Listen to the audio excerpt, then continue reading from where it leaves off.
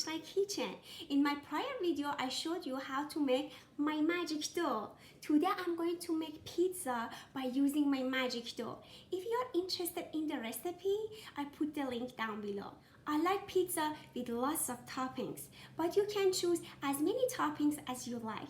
Let's start. I already prepared my dough. You need to have half of a cup of all-purpose flour, 1 to 2 cups of your favorite cheese. Today, I'm using a cup of mozzarella, 1 cup of cooked artichoke, 3 mushrooms that I already cooked them and chopped them, half of a cup diced bell pepper, half of a cup diced tomatoes, 1 cup of picante sauce. Today, I'm going to use salami and pepperonis. You can use any kind of meat, like chicken or bacon, it's up to you.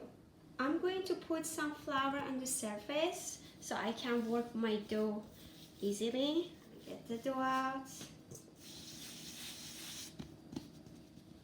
Can pull it all around. Okay, it's almost like a circle. It's ready to put in the pizza pan.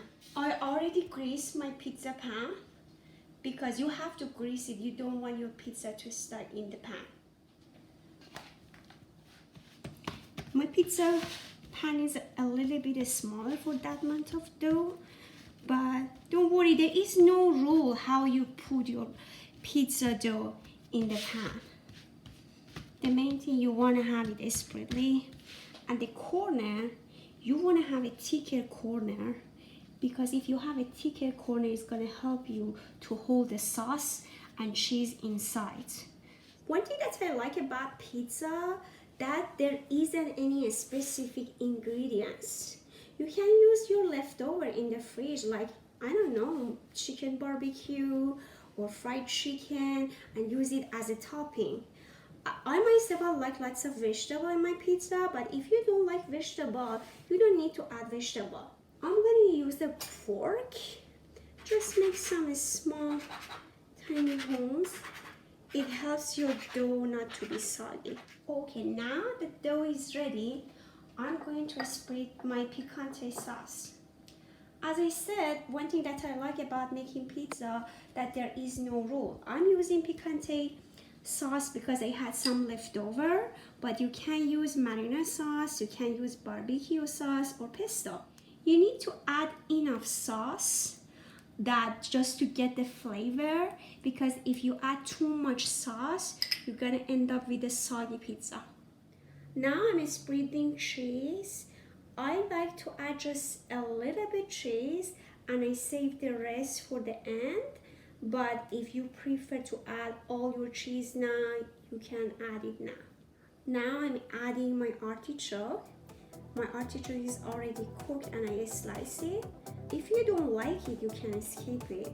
But I really like artichoke in my pizza. The next step, I'm going to add my mushroom.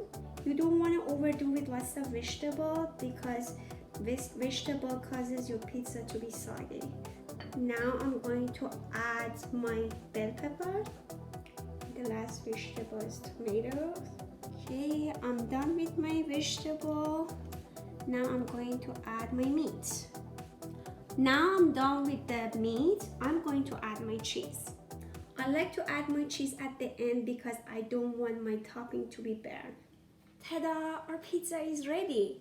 I already preheat the oven in 400 degrees. It takes 20 to 25 minutes to be ready. Let's go! After 25 minutes, our pizza is ready. The smell is incredible. It's nice, golden brown. It's ready to eat. Bon appetit!